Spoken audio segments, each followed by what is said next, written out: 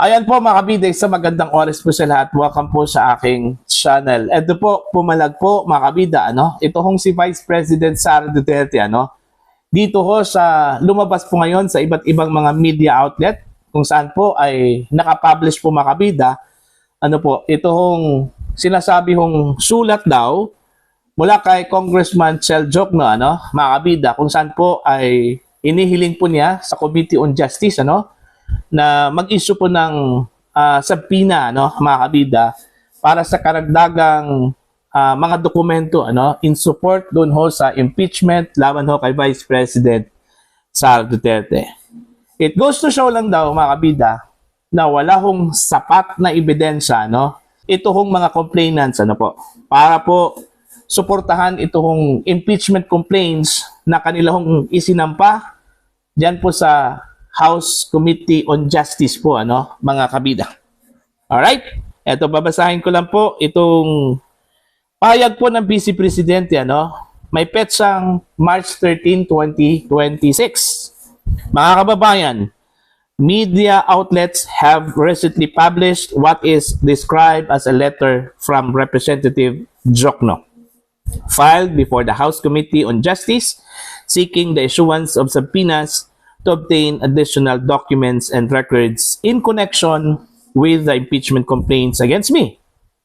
This only reinforces what I have been saying all along.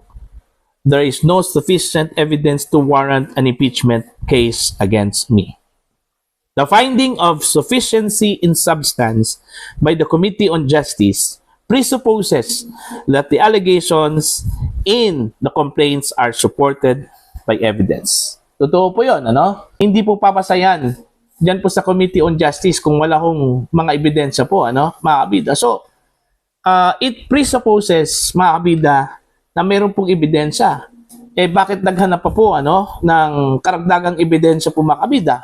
Ito hong mga nagsusulong po ng impeachment laban ho kay Vice President Sara Duterte. Ibig sabihin po, mahina po yung kanila hong hawak na mga ebidensya po, mga kabida. Okay? The committee cannot conduct an investigation to search for evidence to support accusations already made in the impeachment complaints. Doing so would amount to a third fishing expedition by the House of Representatives. The first was the budget hearing in 2024, remembered for the now infamous line, "Let's stick to our plan." The second were the hearings conducted by the Committee on Good Government and Public Accountability, which many will recall for the so-called Mary Grace Piatos attack. Now, we are witnessing yet another desperate attempt to search for evidence where none exists. Let me say this again for the 9th times. The impeachment is a political attack designed to protect certain individuals and advance personal and foreign interests. Among them are an official reportedly struggling with substance abuse, a congressman widely regarded as the mastermind of the flood control funds, and his associates who allegedly received maletas of cash, and a legislator openly positioning herself for a presidential run. Even more disturbing is the treatment now being extended to Madriaga, an alleged kidnapper who fabricated an entire story. The request that he be given special treatment in the House of Representatives is a grave insult to the minor victim who was traumatized by his criminal act. Meanwhile, communities around the world are scrambling to protect their citizens and find solutions to shock in the energy and commodities sectors.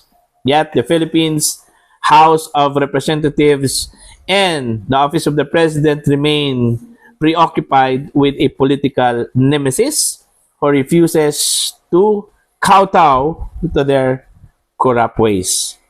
This is another insult. This time, it is directed to our OFWs, the poor, and the many Filipino families who may soon be pushed deeper into hardship as a result of war and its global consequences. God save the Philippines. Please. Sokran. Sara Z. Duterte, Vice President of the Philippines. Ayon. So, doon pa lang sa unang bahagi po ng kanyang pahayag po, mga kabida, no? Malinaw po na kulang po ang ebidensya po, mga kabida, ng mga nagsusulong po ng impeachment laban ho kay Vice President Sara Duterte, ano? Bakit pa kailangan pa ng karagdagang pang mga dokumento, ano? Kung sapat na po yung kanilang ebidensya, ano, mga kabida.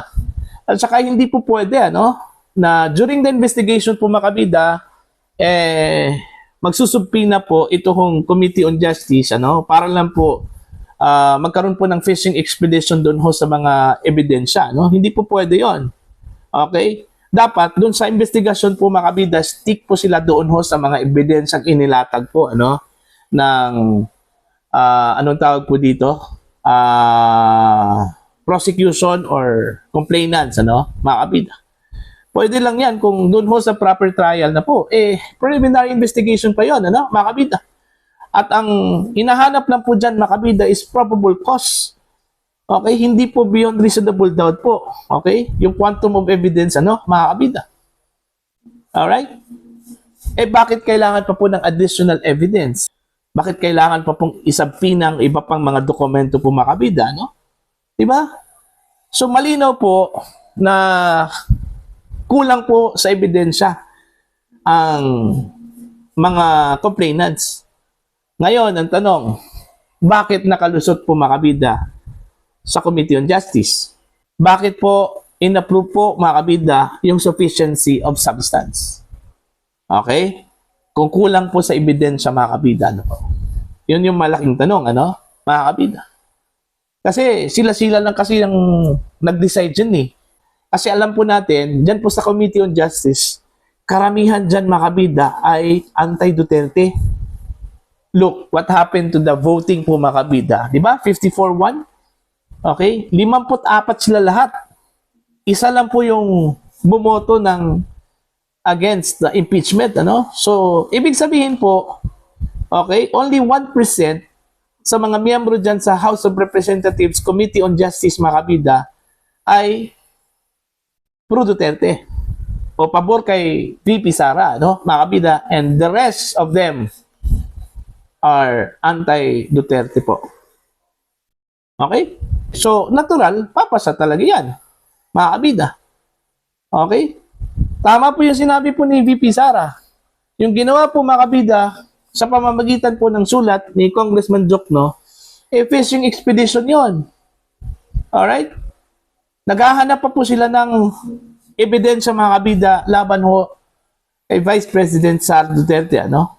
Kung tutuusin po, mga kabida, kung sapat na po yung ebidensya na kanilang inilatag doon ho, okay, sa Committee on Justice, okay na yon.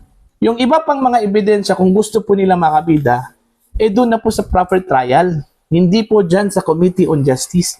Kasi gaya na sinabi ko po kanina, ang hinahanap lang po dyan, mga kabida, is probable cause. Okay? Hindi po beyond reasonable doubt, mga kabida, no? Okay?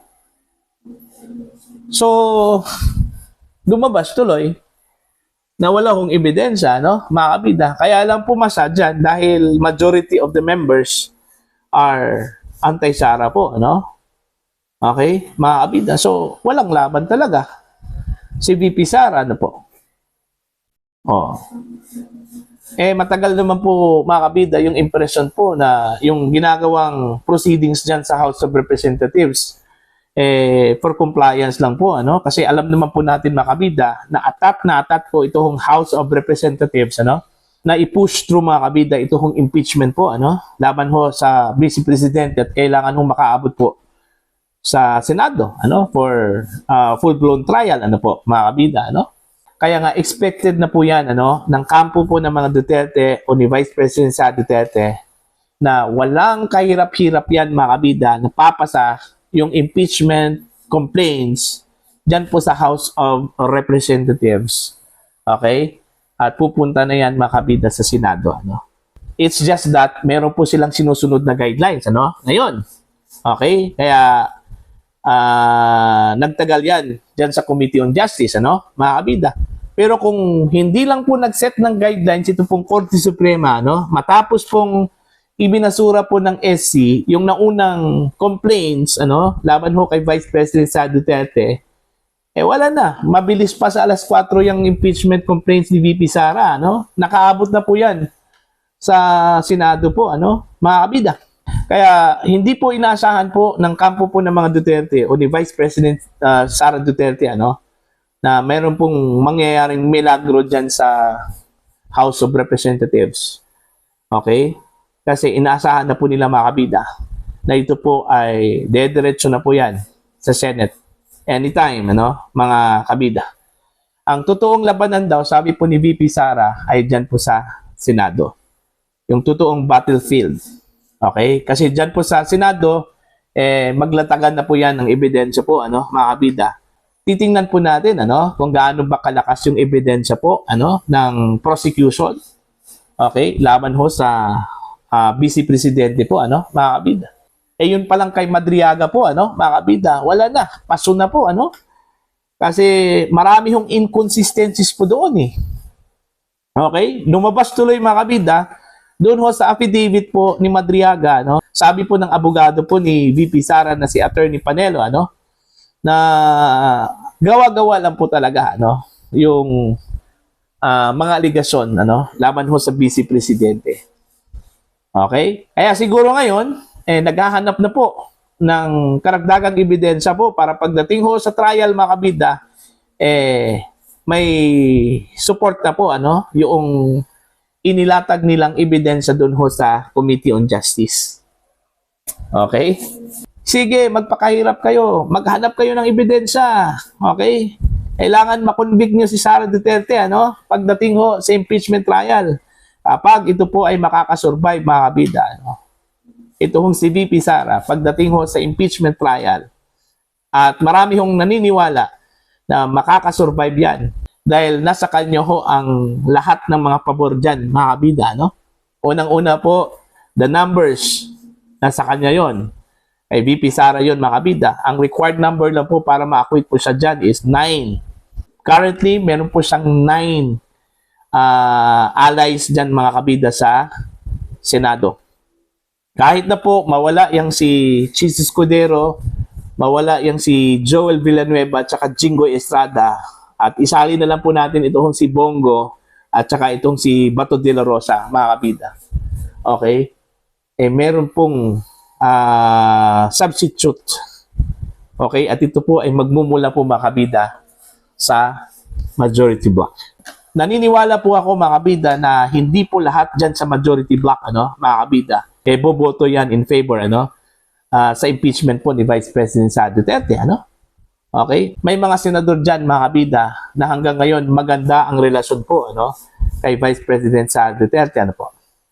Okay? At saka, yung mga senador na yan, marunong yan bumasa po ng ebidensya po, ano, mga kabida. Kung ang ebidensya po ng prosecution ay malakas o hindi. Okay? Doon pa lang sa numero po nila, mga kabida, na 15, problemado na po, ano, itong majority block. Dahil kulang po sila ng isa, ano, para lang po makonvict nila si Vice President Sara Duterte. The moment na wala ho silang makuha mula sa minority block na isang senador, automatic po yan, mga kabida, no, na acquittal po ang magiging desisyon po ng impeachment court. Okay? So, doon pa lang, okay, both sides, mga kabida, advantage na po si Vice President Sara Duterte, ano? Okay? So, yun. At least, naglabas po siya ng statement patungkol dito sa hinihiling po ni Congressman Diokno na issuance of subpoenas po, ano, mga kabida. Dahil sa tingin po ni Vice President Sara Duterte, yung issuance po ng subpoena ay parang fishing expedition yon, mga kabida. At hindi yun pwede dyan po sa preliminary investigation po, ano. Para ho sa inyong opinion at pananaw po, ano, mga kabida, please comment down. Sa mga hindi pa po subscriber po sa akin channel, please subscribe, just click the subscribe button, click the notification bell, click all para updated po kayo, mga kabida, sa aking mga uploads. Maraming salamat po sa inyong lahat.